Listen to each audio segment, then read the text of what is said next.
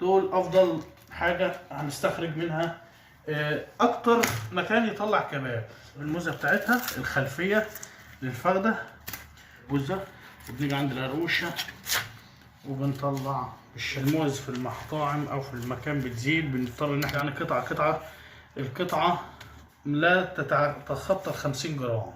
طعمها في الشوي بيكون خطير وجميل جدا. للي ما جربش الخراز يبقى زي بعضه. وهنقطع.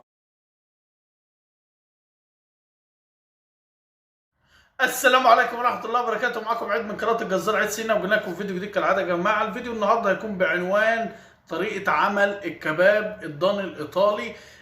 هو مش ايطالي ولا حاجه، ولكن الكباب مصري 100%، وطريقه التقطيع بس هي اللي بتكون ايطالي، او على زي ما اشتهر او انشهر في مطاعم المشويات الكبيره بين الصناعيه الفراوده وبين العمالقه وبين شيخ الكبابجيه، اللي قال على طريقه التقطيع ديت ان هي طريقه كباب الايطالي. لما اتقطع بالطريقه ديت فسموه الكباب الايطالي.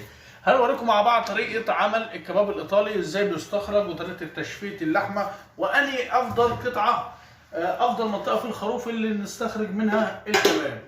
اولا يا جماعه، الكباب الضاني بيطلع من الفخده بنسبه 70%، لان بنستخرج 30% من منطقه الكتف او منطقه اللوحه، ولكن اكتر منطقه بتطلع كباب ضاني هي منطقه الفخدتين.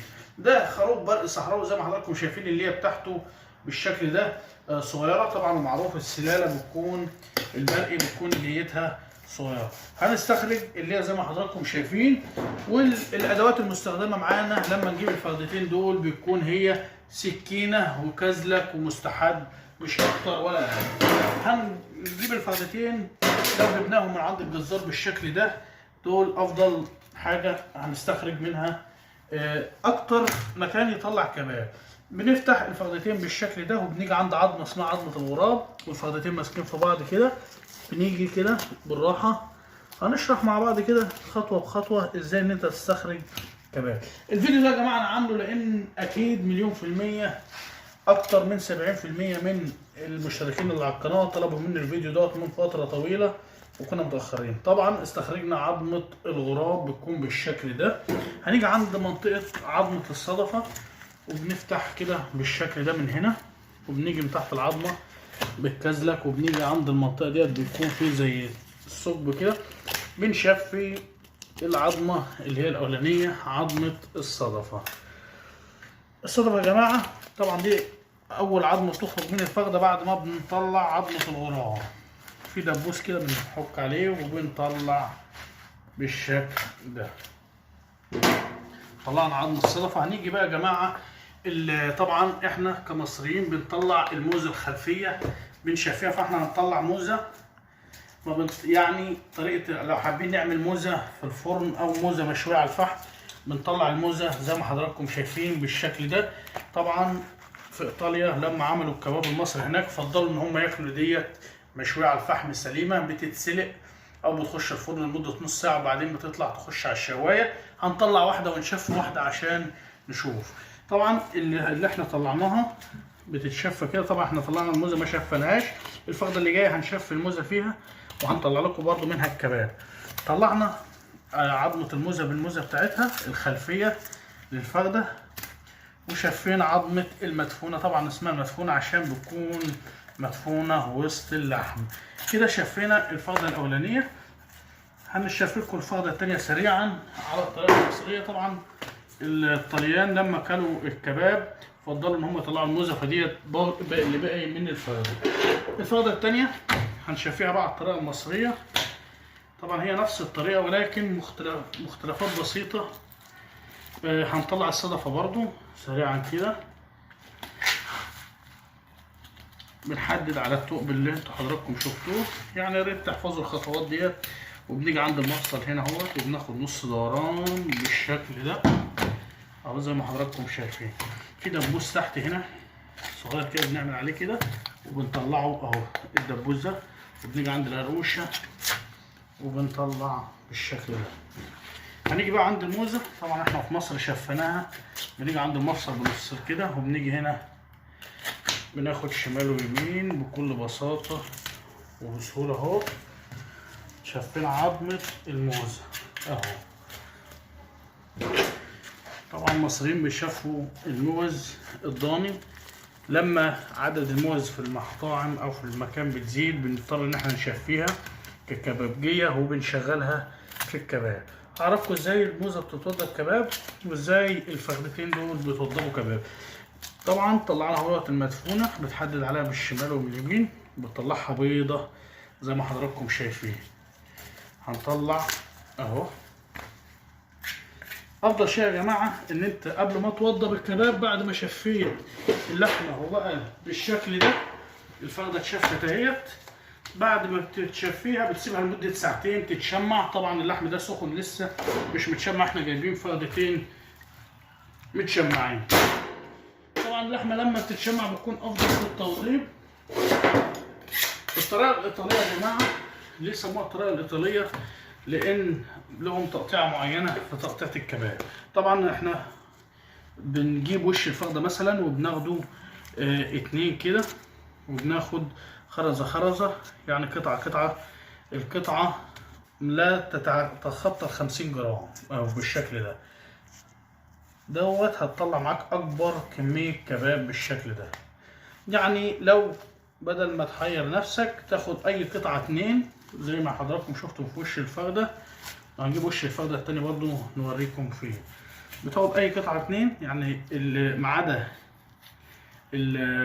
ظهر الفخده. طبعا السمانه بتطلع الصاموله بتاع السمانه اللي هي بالشكل ده عظمه، وبتاخد الجزء ده اهو، تاخد حتتين وبتيجي عند السمانه تشيل الحته اللي هي في الاول ديت عشان تظبط الخرزه، بحيث القطعه تكون زي ما حضراتكم هتشوفوا دلوقتي القطعه بقطعتها بالشكل ده. طبعا ممكن ان انت تعمله في سياخ، وممكن ان انت تستخدم الشبكه لو مش هتعرف تستخدم السياخ. طبعا ده شكل الكباب ده كده. وضبنا فخده اهو، ودي الفخده التانيه. هنطلع الكلاطه، عملنا السمانه وعملنا وش الفخده، هنطلع الكلاطه وده ظهر الفخده. طبعا البوش اللي بيطلع ده بيخش في مفروم الكفته. اللحمه طبعا فريش 100% زي ما حضراتكم شايفين، وده بحليوه. الكلاطه برضو بتاخدها جزئين كده نصين، وبتاخد واحده واحده رايح جاي بالشكل ده. طبعا اللحمه هتستوي معاك في ثانيه، لان التقطيع الايطالي ده تقطيع سهل وبسيط، وبتفتح اللحم كله وبيكون سهل في التسويه. هنيجي عند ظهر الفخده وبرضه هناخده بالعرض واحده جنب واحده بالشكل ده. ويا ريت يا جماعه ما نتخنش القطع بحيث ان هي تخش على النار تستوي معانا بكل بساطه وبكل سهوله. طبعا الدهون ديت للي مش عايز يشيلها يسيبها، عشان بتعمل زي ما حضراتكم شايفين اللمعان اللي في ايدي دوت، بيكون الدسم بتاع الضاني بيسيح على اللحمه الحمراء ديت وبيديها طعمها، وقلنا الكلام ده في اكتر من فيديو. فنخلي الخرز زي ما حضراتكم شايفين السمك بتاعه مش تخين عشان يستوي معانا. كده وضبنا واحده فخده، هنوضب الفخده الثانيه سريعا كده عشان نشرح لكم ازاي الموزه بتتوضب.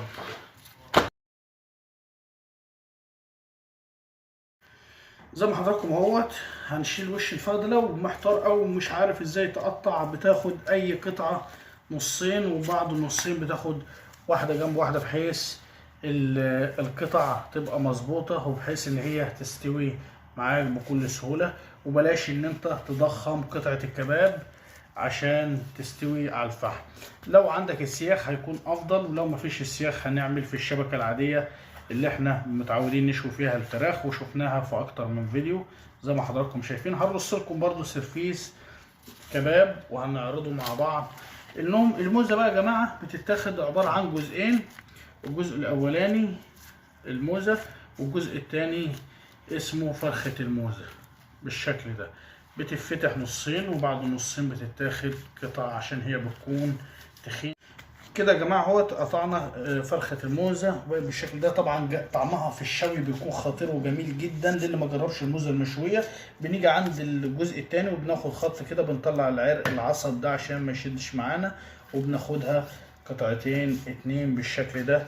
ده كده الموزه يا جماعه بيكون شكلها كده. طبعا توضيب بقيه الفخده اللي هو السمانه وظهر الفخده والكلاطه بيكون نفس التوضيب. بتقطع السمانه اهوت بالشكل ده، وهنفصلها بس سريع.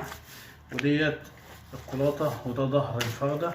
طبعا ظهر الفردة لازم تشيل العرق ده، عرق ظهر الفردة. طبعا في ناس بتقول ظهر الفردة بتشويش، لا بيتشوي، لان طبعا الخروف ده عمره ما تخطاش ال7 شهور، حوالي 6 شهور.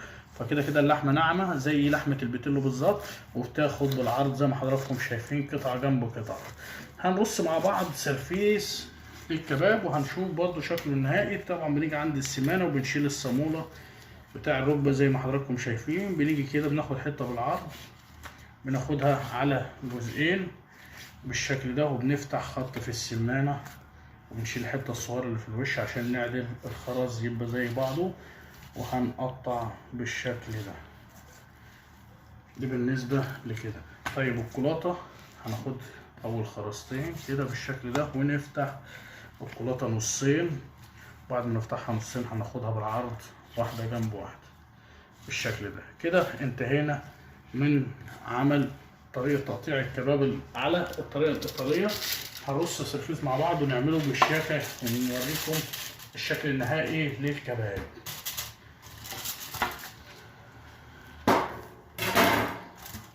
احفظ كده.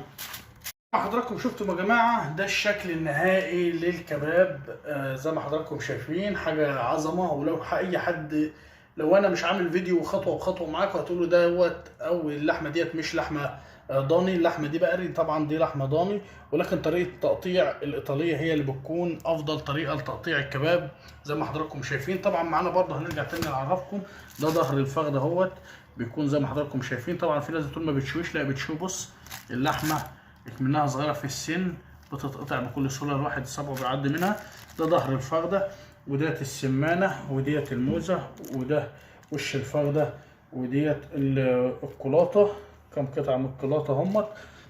كده مسميات الفخذه زي ما شرحناها وعرفناكم طريقه التشويه وطريقه التقطيع باسهل طريقه عشان نعرف ان احنا نشوي الكباب بالمنظر ده.